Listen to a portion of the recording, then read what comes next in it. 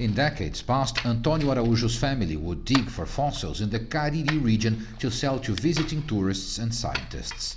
Back then, most poor countryside families like his didn't know that was illegal. Now he works as a local guide and uses his practical knowledge to dig legally.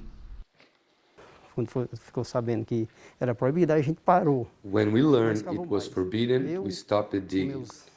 But then, around the late 90s, when the university began excavations, they came to our family and we went back to digging as I am doing even today. But now it's legal, working for science.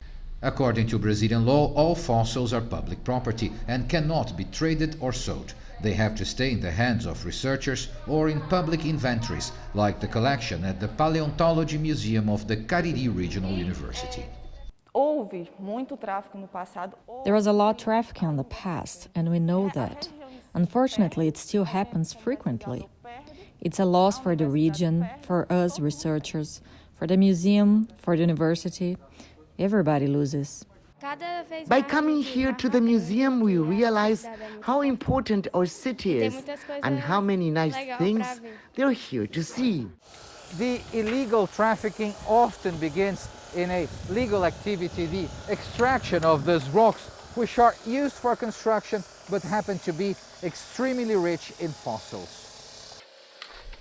Just as we visited this quarry, one of the workers found a relatively large fish fossil. It's beautiful, very beautiful. We can see perfectly what these animals were like. There is now an effort to try and intercept these materials at the source, before it's too late. The environmental police come regularly to the quarries to collect items found by the workers and report it to their bosses. The illegal trafficking is particularly lucrative when fossils are sent abroad, since the local families and workers who find them only get a fraction of the high prices these items can fetch in international markets. The federal prosecutor in the region says there are efforts to repatriate fossils found abroad, but poverty makes it harder to stop the outbound flow. Muitas pessoas viviam dessa exploração e a gente sabe de algumas que ainda vivem. Many people made a living of this exploration of fossils, and we know that some still do. So it's important to find alternatives, ways for these people to make a living related to the fossils, but not illegally.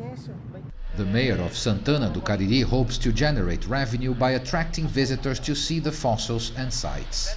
Quando o turista vem aqui, ele consome água mineral aqui. When tourists come here, they spend money in the city. They buy water, lunch, dinner. We also need to draw private investors who could build a nice hotel in our town. This region is among the richest in the world for fossils, but home to some of the poorest communities in Brazil. It is hoped strategies for tackling the contraband trade may simultaneously deepen knowledge while developing the local economy. Paulo Cabral, CGTN, Santana do Cariri, Brazil.